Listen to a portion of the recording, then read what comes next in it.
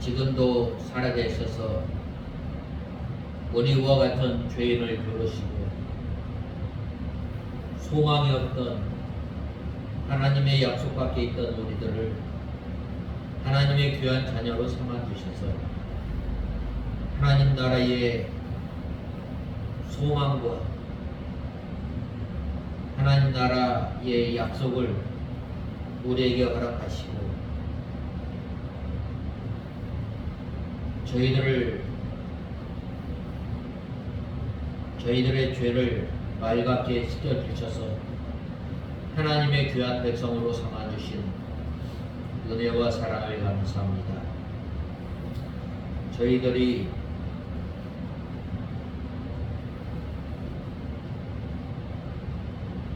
이스라엘 백성들과 같이 서너 가지 죄로 인하여 마땅히 저희들이 하나님의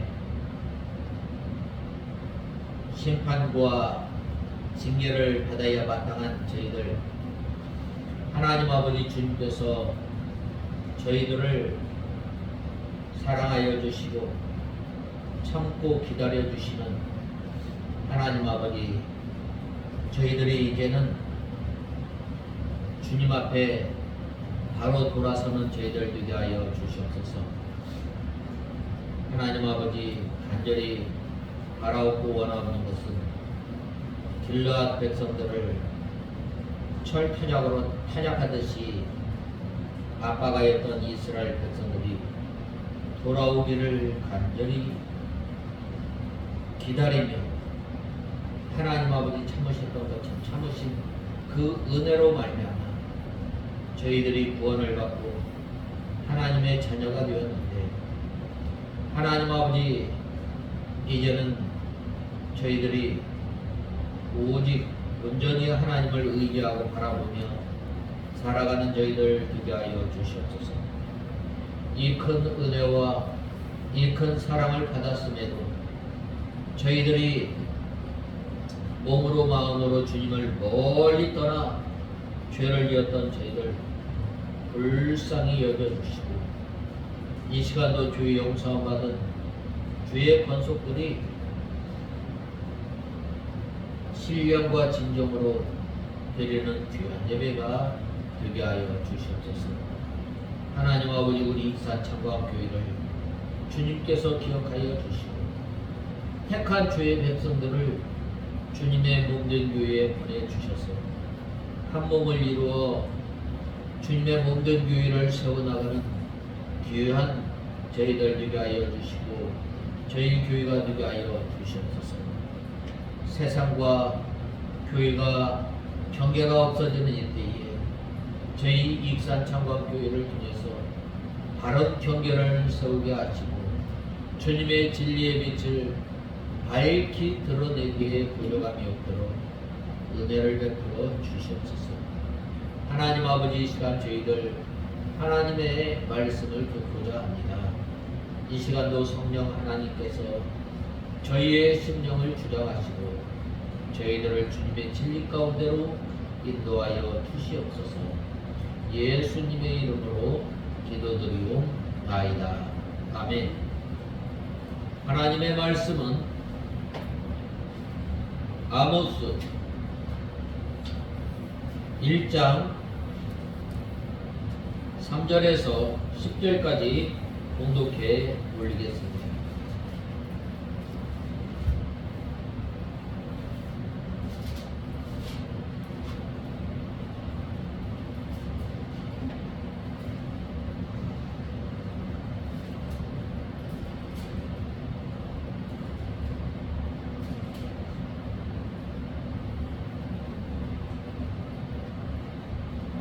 여호와께서 이같이 말씀하신다. 다마스쿠스의 서너 가지 죄들 때문에 내가 심판을 돌이키지 않을 것이니 그들이 쇠 타작기로 길르앗을 타작하였기 때문이다. 그러므로 내가 하사엘의 집에 불을 보낼 것이니 우리 베나닷의 궁전들을 삼킬 것이다. 또 다마스쿠스의 빗장을 부서뜨리고 아웬 골짜기에서 주민을 벳 에덴에서 왕권 잡을 자를 끊어버릴 것이다. 그리고 아람 백성은 길로 흘러갈 것이다. 여호와께서 말씀하신다. 여호와께서 이같이 말씀하신다. 가사의 서너 가지 죄들 때문에 내가 심판을 돌이키지 않을 것이니 그들이 사로잡은 사람들을 모두 끌고 가 에돔에 넘겼기 때문이다. 그러므로 내가 가사의 성벽에 불을 보낼 것이니 우리 그 궁전들을 삼킬 것이다. 또 내가 아스돗에서 주민과 아스돌론에서 왕권 잡은 자를 끊어버리고 내가 손을 돌이켜 에글론을 칠 것이니 블레셋의 남은 자들이 멸망할 것이다. 주 여호와께서 말씀하신다. 여호와께서 이같이 말씀하신다. 두로의 서너 가지 죄들 때문에 내가 심판을 돌이키지 않을 것이니 그들이 사로잡은 사람들을 모두 에돔에 넘기고 형제의 계약을 기억하지 않았기 때문이다.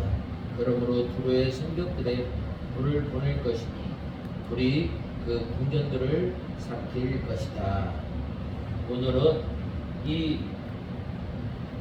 오늘 본 말씀 3절에서 이 8절에 보면은 이웃 나라 다메섹과 가사에 대한 그 심판에 대해서 말씀하고 있습니다. 먼저 3절에서 5절에 보면 다메섹의 서너 가지 죄로 인하여 내가 그것을 돌이키지 아니하리니라고 말씀하고 있습니다. 이 다메섹은 이 아람의 수도입니다. 하나님께서 이스라엘의 원수 아람에 대한 심판을 예언하신 것입니다. 이 서너 가지 죄는 일정 제한이 없는 많은 죄를 말합니다. 수없이 그들이 이 죄를 범하였음을 말씀하고 있습니다. 창세기 6장에 보면 세상에 죄악이 관영하였더라라고 말씀하고 있습니다. 이 서너 가지 죄라는 말은 죄가 아주 가득 들어찬 것을 보게 됨을 말씀하고 있습니다. 아람이 이스라엘에 대한 여러 가지 죄로 인하여 하나님께서 벌하신다는 것입니다. 그 죄는 뭐예요? 먼저 첫 번째로는 길앗을 압박한 죄입니다. 여기서 이 철 타작기로 오늘 본 말씀 이 3절 하반절에 보면 길앗을 타작하여 그들이 쇠 타작기로 길앗을 타작하였기 때문이다 라고 말씀하고 있습니다. 이 철 타작기는 추수 때에 곡식을 수확하기 위한 이 농기구입니다. 이 곡식을 타작할 때 사용하는 쇠 바퀴 달린 차입니다. 이 철 타작기로 타작하듯이 길앗을 압박했다는 말입니다. 이것은 무자비하게 길앗을 탄압했다는 것입니다. 이 타작할 때, 압박을 할 때에 어느 정도 이렇게 숨 쉴 틈을 줘야 하는데 계속해서 끊임없이 압박했다는 말입니다. 우리 옛 속담에 쥐가 봉지에 물리면 어떻게 돼요? 고양이를 묻는 거예요.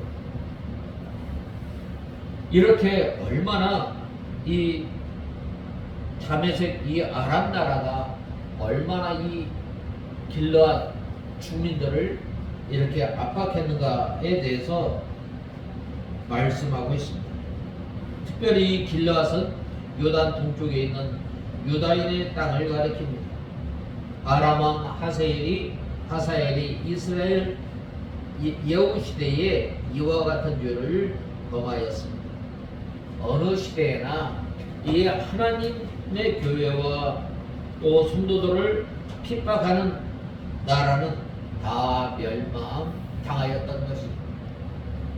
우리가 잘 아는 이 로마 나라, 또 헬라 나라, 이 하나님의 교회를 핍박하였습니다. 특별히 로마 시대는 10대 왕, 이 10대 왕에 이르기까지 약 300년에 이르기까지 바로 이 예수 믿는 사람들을 잡아 죽였던 것입니다.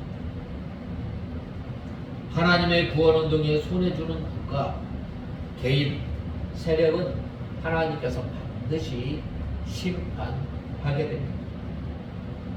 하사엘과 베나닷은 아람의 왕으로 이스라엘을 심하게 핍박한 왕입니다.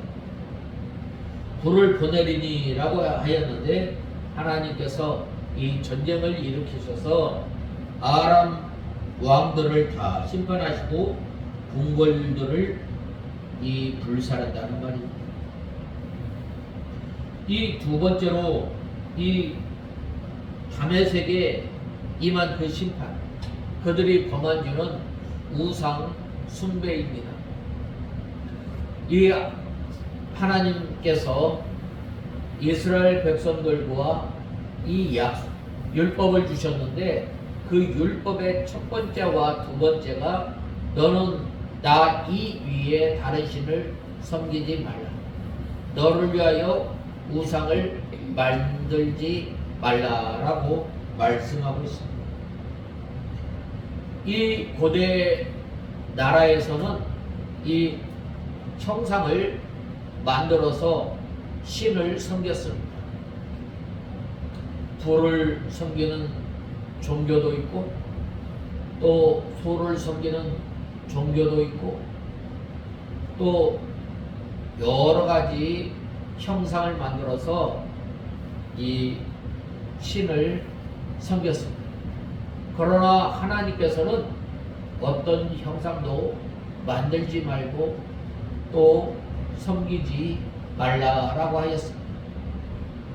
오늘날의 이 우상은 어떤 우상인가요? 하나님보다 더 사랑하고 하나님보다 더 의지하고 하나님보다 더 신뢰하고 또 바라보는 거예요.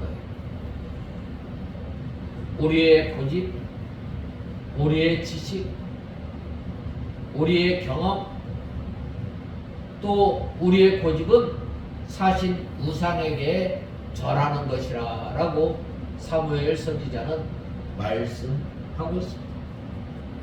특별히 이 아웬은 다메섹 근처에 있는 현재의 바알백이라는 아람의 도시인데 우상 숭배의 중심지였습니다.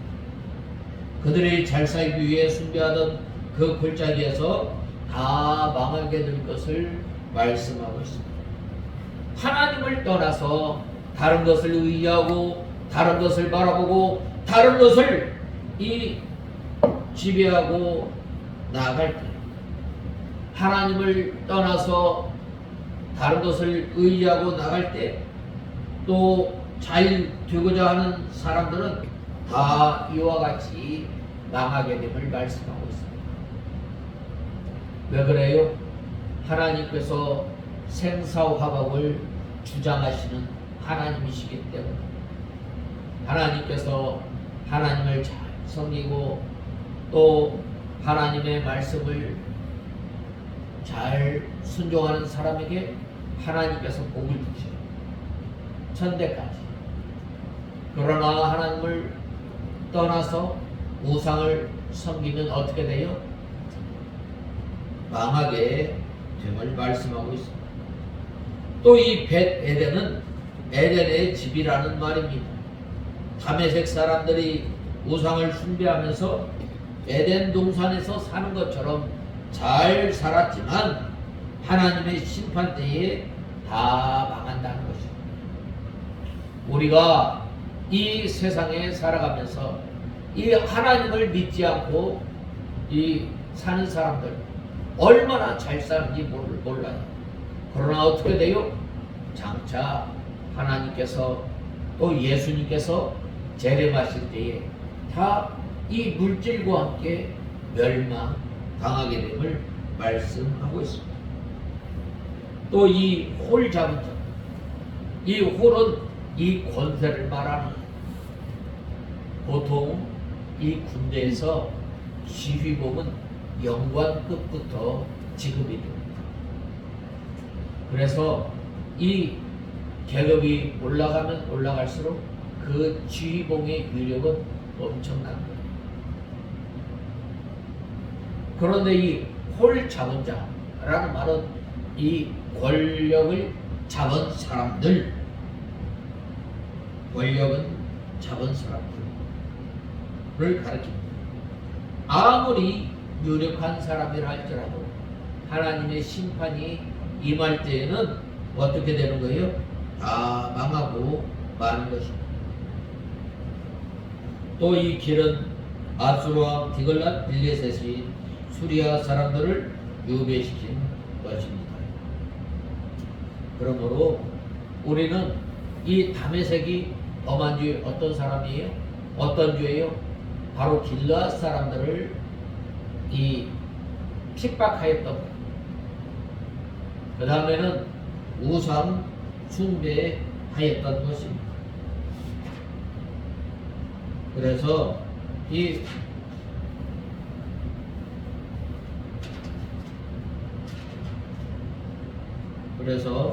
오늘 본 말씀에 보면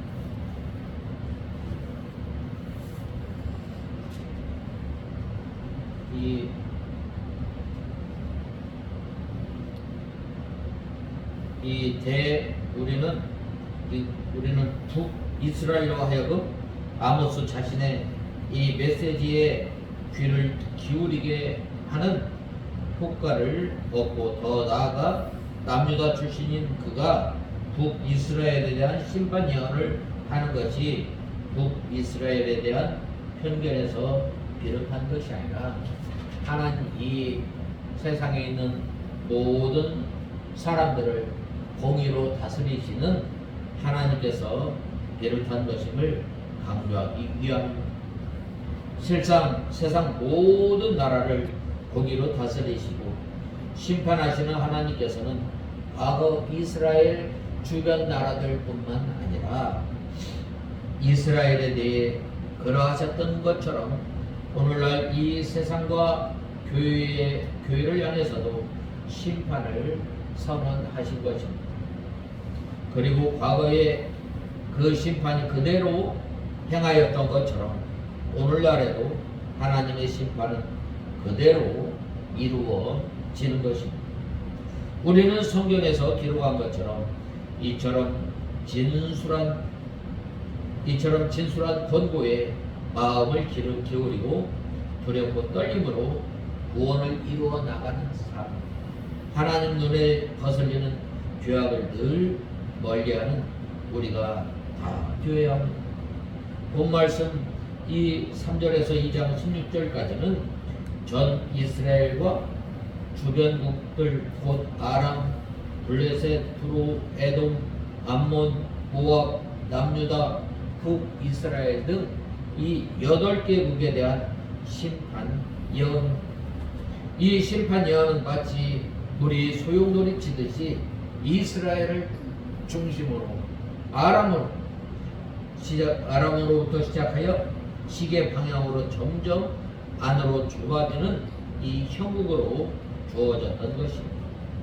그런데 하나님께서는 이 8개국에 대한 심판을 예고하시면서 반드시 그들을 심판해야 할 이유와 그들의 서너 가지 죄 때문이라 말씀하시고 있습니다. 그와 함께 그들이 심판을 받을 수밖에 없는 대표적인 죄악을 한 가지씩 지적하고 있습니다. 여기에서 이 서너 가지 죄, 우리의 시각으로 보면 3가지나 4가지 정도로 생각할 수 있지만 그들은 계속해서 끊임없이 방금 말씀하였던 것처럼 길르앗 백성들을 철 타작기로 타작하듯이 계속해서 핍박하였을 뿐만 아니라 하나님을 의지하고 하나님을 바라보고 하나님을 영화롭게 할 사람들이 어떻게 해요? 하나님을 멀리 떠나서 우상을 계속해서 여전히 과거에서부터 지금까지 계속해서 하나님을 떠나 우상을 섬겼다는 것입니다. 본문에서는 이 두 가지 의미를 모두 해석할 수 있습니다. 만일 전자의 의미로 사용하였다면 하나님께서 8개국에 대한 심판을 예고하신 것은 그들의 거듭된 죄악 때문이라고 말씀하고 있습니다. 그러나 여기에서 서너 가지 죄라는 말이 아주 많음을 의미하는지 문제는 그다지 중요하지 않습니다. 왜냐하면 그들은 여전히 계속해서 이 죄 가운데 빠져 있었기 때문입니다. 이 둘 모두 무수한 죄악을 전제하기 때문입니다. 또 본문의 서너 가지라는 말 속에는 죄인을 향한 하나님의 오래 참음이 내포되어 있습니다. 하나님께서 돌아오기를 기다렸던 돌아오지 않자 하나님께서 심판하시겠다는 것입니다. 즉 하나님께서는 한두 가지의 죄나 한두 번의 죄로 인하여 인생을 심판하지 않으시고 아주 많은 죄나 그칠 줄 모르는 거듭된 죄로 인하여 인생을 심판하신다는 말입니다. 우리는 인생이 하나님의 심판을 당하게 된다면 그것이 그 사람에 대한 하나님의 인내가 한계에 도달하기 때문입니다. 그래서 성경은 창세기 6장에 보면 세상의 죄악이 관영하였더라라고 말씀하고 있습니다. 하나님께서는 선민인 이스라엘 나라를 멸하시고 그 백성을 이방 땅으로 추방하신 것도 그들의 거듭된 죄의 행각과 죄의 만연으로 더 이상 이를 두고 볼 수 없는 상태, 인내하고 기다릴 수 없는 상태에 도달하였기 때문입니다. 이스라엘 백성의 가나안 입성 당시 가나안 일국 족속을 멸하신 것도 그들의 죄가 죄속되어 더 이상 두고 볼 수 없는 상태에 도달하였기 때문입니다. 하나님께서는 자비하신 하나님이십니다. 또 인내가 크신 분이십니다. 그리고 인생이 본질적으로 진토와 같이 연약하고 약한 존재임도 아시고 계십니다. 그래서 하나님께서는 무수한 죄에 대해서도 하나님의 긍휼을 따라 인내하십니다. 하지만 그럼에도 불구하고 그들이 죄에서 돌이키지 않고 서너 가지 죄에 이를 때까지 악을 계속해서 행한다면 하나님께서는 하나님의 또 다른 속성 공의의 잣대를 통해서 그들을 심판하시는 하나님이십니다. 하나님께서는 어떤 하나님? 사랑의 하나님. 참고 또 참고 어떻게 돼요?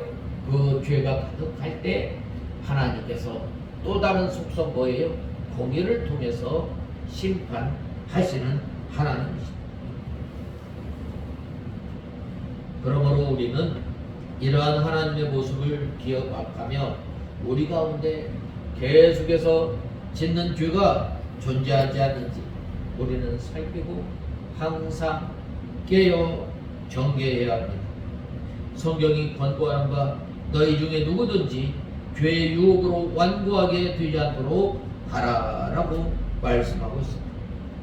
이 말씀을 우리는 가슴에 새기고 이 죄를 경계하는 삶을 또 죄를 멀리하는 삶을 살아가는 저와 여러분이 되어야 합니다. 악을 멀리할 뿐 아니라 보다 적극적으로 하나님의 말씀을 순종하는 삶, 또 의를 따라가는 삶을 살아가는 저와 여러분이 다 되어야 합니다. 그것이 진정 복에 이르는 삶임을 우리는 잊지 말아야 합니다. 본 말씀 3절에서 2장 3절까지는 이스라엘 주변의 6나라에 대한 심판에 대해서 말씀하고 있습니다. 여기서 하나님께서는 이들 나라들의 서너 가지 죄로 인하여 그들에게 징벌을 내리실 것을 이 선언하였습니다. 그러면서 그들의 이 대표적인 죄 한 가지씩 직시하고 있습니다. 이처럼 하나님께서는 직시하시던 이들의 죄목을 보면 모압 나라를 제외하고는 명백하게 드러나는 공통죄가 있습니다. 그것은 이들의 죄목이 모두 선민 이스라엘과 관련한 것이라는 말입니다. 즉 아람은 길르앗을 핍박하고 또 블레셋은 사로잡은 하나님의 백성을 에돔의 노예로 판죄, 두로는 언약을 어기고 이스라엘의 포로를 에돔의 노예로 판죄. 에돔은 이스라엘에 대한 뿌리 깊은 원한으로 하나님의 백성들을 잔인하게 살육하고 또 분을 품은 죄. 암몬은 길르앗의 임산부를 살해한 죄. 죄가 그들이 하나님의 심판의 대상이 되어야 하는 이유라는 것입니다.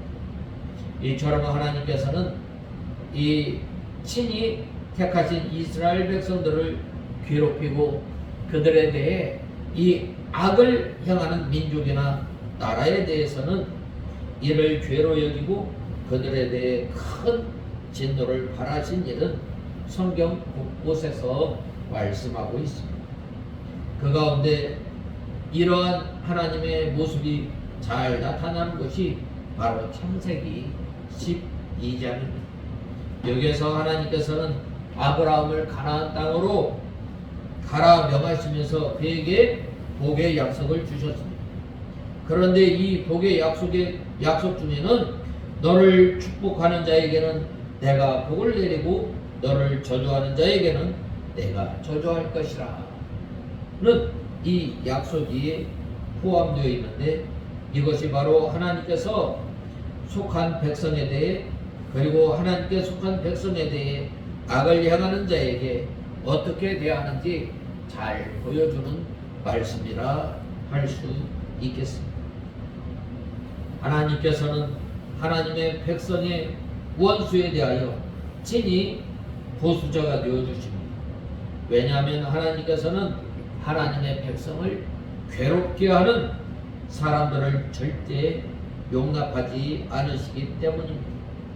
이와 관련해 스가랴서를 보면 하나님께서는 하나님의 백성을 범한 자라고 지적하는 내용이 나옵니다.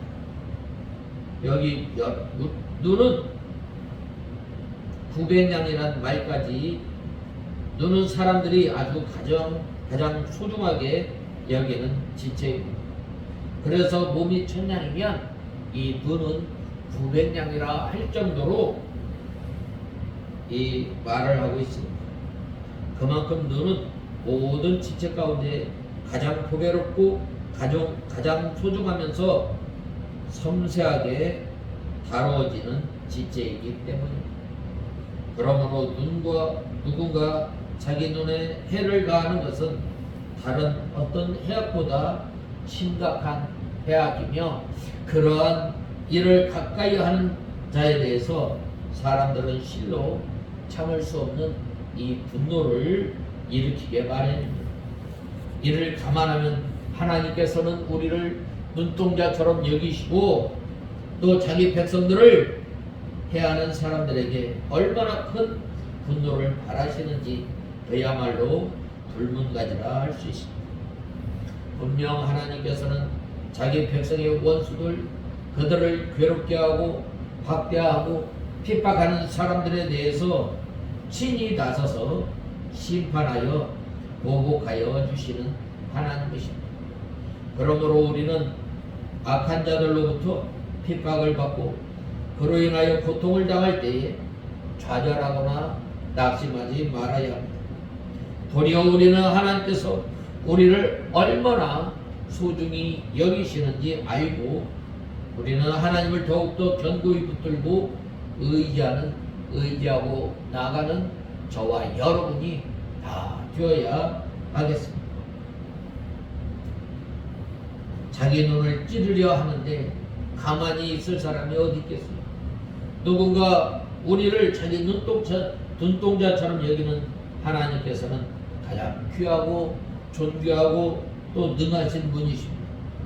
분명 하나님께서 우리를 해하려 하는 사람들에 대해서 친히 보복하시며 하나님의 백성인 우리들에 대해서도 안전한 안위와 보호를 베풀어 주시는 하나님이십니다. 그 하나님께서 우리는 이 악한 악인들, 대적들이 우리를 공격할 때 그러한 일을 통해서 더욱 생생하게 하나님의 능하심과 신실하심을 체험할 수 있는 것입니다. 이스라엘 백성들이 430년 동안 애굽에서 종살이하였을 때 하나님께서 그 애굽에 있는 그 하나님의 백성들이 그 고통의 소리를 부르짖을 때에 하나님께서 어떻게 하셨어요? 들으시고 그 고통의 소리를 들으시고 아시고 마침내 하나님께서 약속하신 것을 생각하신 그 하나님께서 바로 이 애굽의 압박 가운데서 고통 가운데서 어떻게 하셨어요? 그들을 구원해 내신 하나님이십니다. 그러므로 우리는 이 하나님의 보호하심과 돌보심을 우리는 확신해야 합니다. 내가 사망의 음침한 골짜기로 다닐지라도 해를 두려워하지 않을 것은 주께서 나와 함께 하심이라 라고 말씀하고 있습니다. 오늘 본 말씀 3절에서 4절에 보면 먼저 3절에 보면 3절 하반절을 보면 아람의 심판받을 죄악이 무엇인지 지적하는 내용을 말씀하고 있습니다. 그것은 그들이 철 타작기로 타작하듯이 길르앗을 핍박하였다는 것입니다. 이러한 본문에는 고대 근동의 타작과 관련하여 너무나 선명한 비유적 표현이 사용하였습니다. 고대 근동에서 사용하던 타작기계 끝에는 이빨처럼 날카롭게 생긴 쇠고챙이가 달려 곡물의 줄기를 잘라내는 역할을 하였는데 본문은 바로 이 아람이 타작기계의 쇠고챙이가 곡물을 잘라내듯 이스라엘 백성들을 살육하고 괴롭게 했음을 지적하고 있습니다. 이러한 이들의 괴롭힘이 단 한 번에 그치는 것이 아니라 앞서도 언급했던 것처럼 이 서너 가지란 표현이 함의하고 있는 것처럼 그 철에 타작기로 타작하듯이 괴롭히는 것을 가리키고 있습니다. 그야말로 끊이지 않고 계속 그 핍박을 가했던 것입니다. 우리는 오늘 이러한 아람에 대한 책망의 말씀에서 그들에 대한 비유로 말씀하신 철 타작기에 대해 생각해 보고자 합니다. 아람이라는 나라가 이스라엘에 대해서 이처럼 악을 범하였던 이유는 그들 안에 이스라엘에 대한 반감, 미움 속은 바로 이스라엘을 무너뜨리고 그 땅을 차지하고자 하는 그 마음이 있었기 때문입니다. 어쩌면 이러한 마음은 이스라엘뿐만 아니라 아람 자신을 제외한 모든 나라에 대해 가지고 있는 그들의 마음일 수도 있는 것입니다. 이러한 그들의 마음이 이스라엘을 향해 이빨처럼 날카롭게 생긴 쇠고챙이처럼 그들을 난도질하고 상처를 입히고 죽이게 하였던 것입니다. 그리고 더 나아가 그들로 하나님을 진노케 하는 크나큰 범죄를 아무 거칠도 없이 아무렇지도 않게 자행하게 만들었던 것입니다. 우리는 이러한 아람의 모습을 통해 성도인 우리가 가지고 있는 마음의 미움과 분노 또는 욕심과 욕정이 나를 제외한 다른 이들을 얼마나 잔인하게 난도질하고 상처를 입히며 그들의 영혼을 죽게 하였는지 잘 생각해 보아야 합니다. 물론 아람과 이스라엘의 관계를 나와 타인과의 관계로 무조건 적용시킬 수는 없겠지만, 그러나 중요한 것은 하나님 안에서 새로운 피조물로 거듭났다고 말하는 성도들 가운데 마음속에 이빨처럼 날카로운 철 타작기를 가지고 자신과 관계한 수많은 사람들을, 심지어는 가족이나 교회 공동체 일원에게까지도 상처를 입히고 그 영혼을 난도질하는 행위가 참 비일비재합니다. 말로써 또 우리가 다른 사람을 업신여김으로 이 상처를 주지 않았는지 우리 자신을 돌아보아야 합니다. 그런데 이어지는 4절 상반절을 보면 하나님께서는 하사엘의 집에 불을 보내어 베나닷의 궁궐을 살할 것이라 경고하고 있습니다. 이는 아람의 완전한 파멸을 의미합니다. 즉 철 타작기계처럼 이스라엘을 수없이 난도질하고 또 그들은 결국 하나님의 분노의 심판 아래 파멸할 운명에 놓이게 된 것입니다. 우리는 이러한 사실을 분명하게 직시하고 우리 안에 이러한 철 타작기와 같은 잘못된 마음이 존재하지 않는지 우리 자신을 돌아보아야 합니다. 왜냐하면 이러한 삶을 끝내 고집하는 것은 자신의 삶에 너무나도 크나큰 해악이 되기 때문입니다. 사람들은 일반적으로 분노라는 것을 자기 이위의 대상을 향한 것이라고 생각하기 쉽습니다. 그러나 그것은 실상 가장 먼저 자기 자신에게 해를 끼치는 것입니다. 그러므로 우리는 우리 가운데 철 타작기와 같은 이 무자비한 이러한 것이 없는가 우리는 돌아보고 또 주님 앞에 바로 서는 저와 여러분이 다 되어야 하겠습니다. 그 다음에는 이 6절에서 10절에 보면 6절에서 8절에 보면 가사 두로의 서너 가지 죄로 인하여 내가 그 벌을 돌이키지 아니하니라고 말씀하고 있습니다. 이 가사는 이 블레셋의 수도입니다. 블레셋에 대한 하나님의 심판을 예고한 말씀입니다.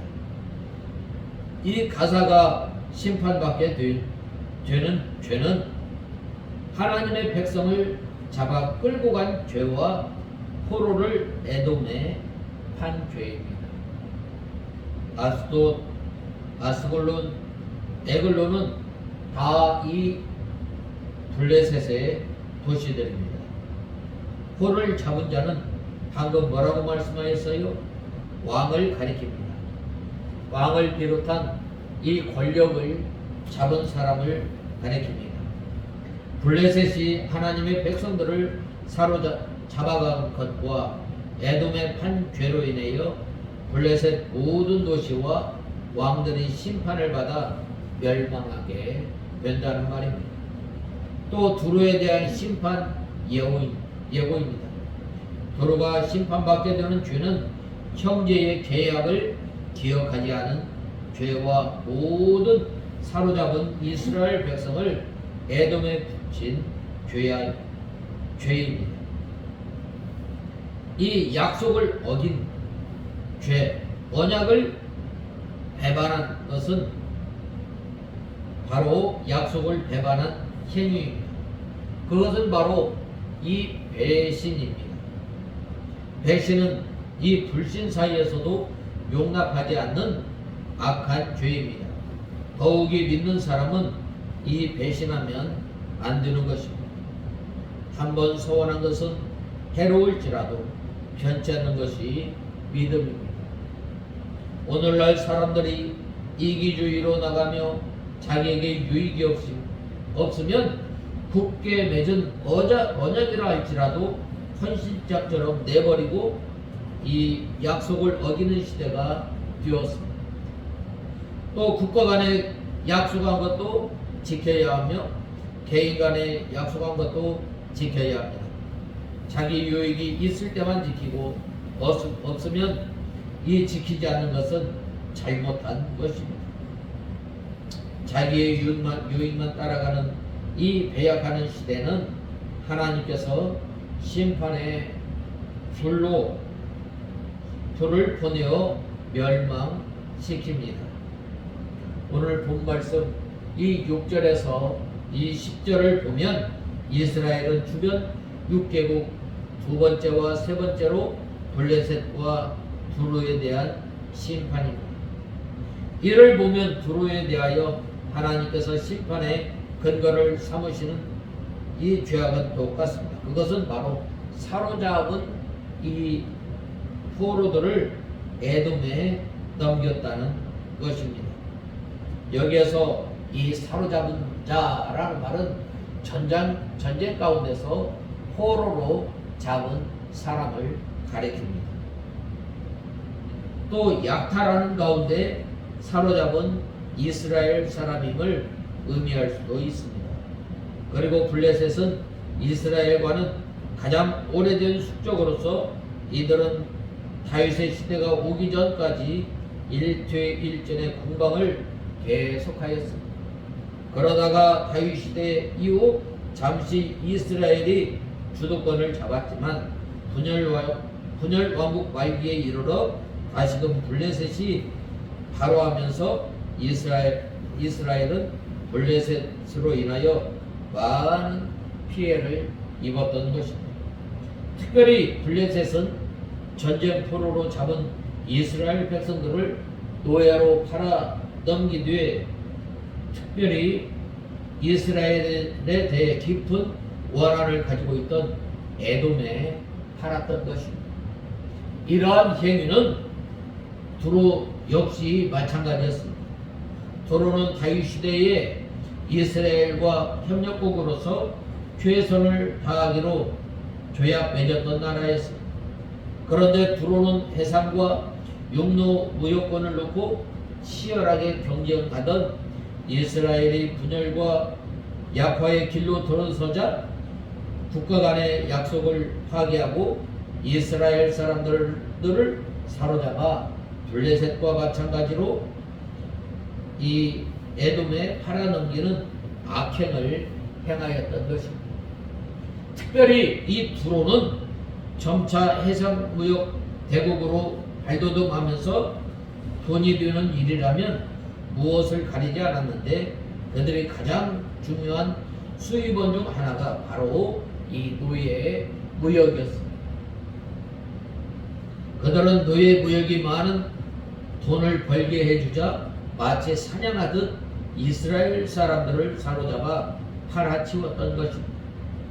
이러한 노예 무역 행위는 하나님의 형상으로 지음받은 사람의 고귀함과 개개인의 인격을 멸시하고 그 자유를 박탈하는 것이며 자기와 같은 인간을 사고팔 수 있는 물질과 이런 것으로 취급하는 행위라는 점에서 인간에 대한 죄악 중에 가장 큰 죄악이라 아니할 수 없습니다. 그러나 타락한 인간들은 이처럼 악한 일을 아주 오래전부터 자행하여 왔습니다. 이러한 일들은 과거 창세기에 야곱의 아들들이 요셉을 이스마엘 상인들에게 한 사실이 보여주듯이 역사 초기부터 행하여진 것이라 할 수 있습니다. 또 한 개인이 다른 일을 제3자에 팔아넘기는 것이 아니라 할지라도 부한 자들이 가난한 자들을 노예로 삼고 그들을 마치 짐승처럼 부렸던 이를 역시도 동일한 맥락의 일이라 할 수 있습니다. 이러한 일들은 역사적으로 17세기에서 18세기에 행해졌습니다.